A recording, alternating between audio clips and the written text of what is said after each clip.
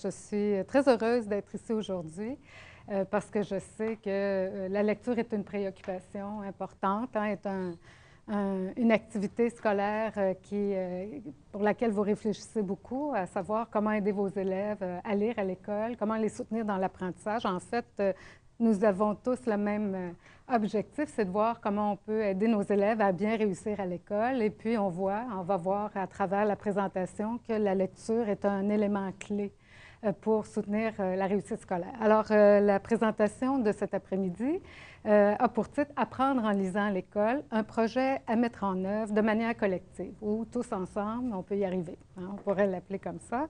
Donc, le but, c'est une sensibilisation. Alors, c'est quand même une courte rencontre, mais qui permet de vous sensibiliser à l'importance de se mobiliser tout le monde ensemble, collectivement, pour aider les élèves à apprendre et à réussir dans tous les cours à l'aide de la lecture.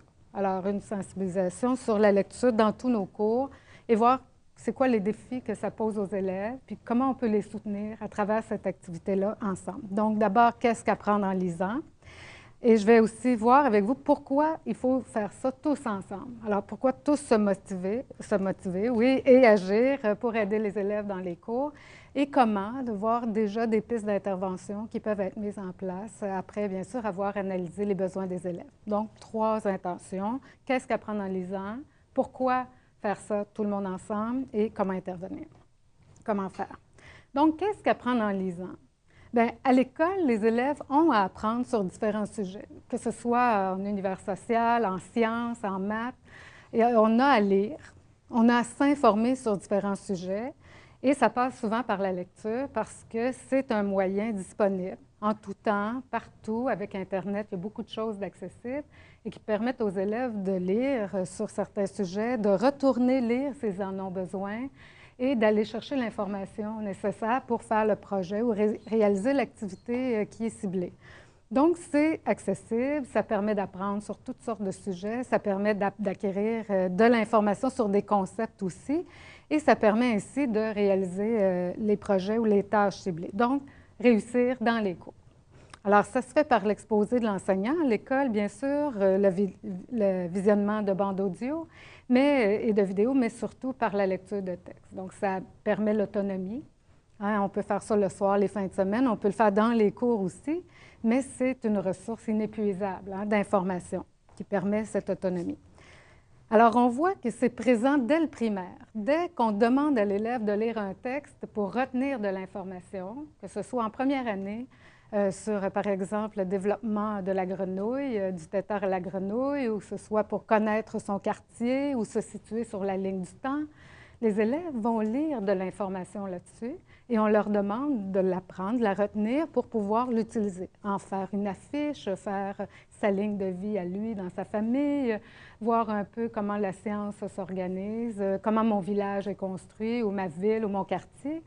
Donc, c'est présent très tôt dans la vie des enfants. C'est même présent au préscolaire, chez les tout-petits, quand déjà avec les images, ils voient, ils apprennent des choses en décodant ce qui est dans ces photos, dans ces images. Donc, c'est le recours à la lecture, au texte, pour apprendre sur différents sujets. Alors, on l'a très tôt chez les jeunes. C'est vrai en formation générale, dans tous les cours. Ça se retrouve aussi, bien sûr, en formation professionnelle, parce qu'on a souvent pensé que dans ces cours-là, il y avait moins d'exigences pour les élèves, mais pensons par exemple en mécanique auto, où les jeunes doivent lire les manuels qui changent presque chaque année, l'introduction de l'électronique, et souvent ces manuels-là sont même en langue anglaise. Alors, ça montre à quel point c'est exigeant, la mise à jour d'informations aussi dans les domaines professionnels.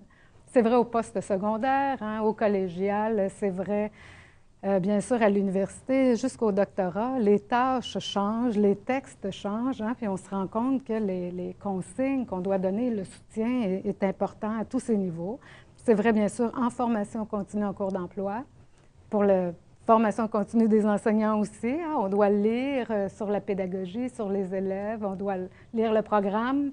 Alors, dans tous ces contextes-là, bien sûr, c'est lire pour apprendre. Et dans la vie quotidienne, les gens doivent se référer à des guides pour la maison, pour l'auto, pour le budget. Alors, cette lecture-là, elle est partout. Donc, ce n'est pas une compréhension de texte où là, j'ai une œuvre particulière que je veux interpréter, mais c'est vraiment dans le cadre d'avoir besoin d'apprendre sur un sujet pour faire quelque chose. Alors, si ce n'est qu'être mieux renseigné pour prendre une décision, peut-être, pour aller voter ou pour décider de choix de vie, de lieu de résidence, etc. Donc, c'est quelque chose qui est majeur, qui est important partout, tout le temps.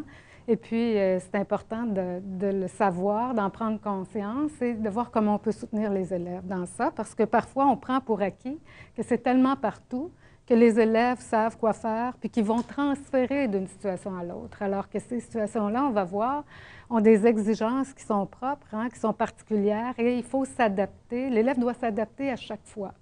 Alors, une fois qu'on sait ça, bien maintenant, on se demande comment je peux soutenir mon élève à faire ce transfert-là d'une situation à l'autre, puis aussi de développer ce qui est spécifique à chacune des situations. Donc, c'est présent partout. Et ce que ça veut dire, donc, apprendre en lisant, on peut le regarder de deux côtés. Il y a le côté de l'enseignant.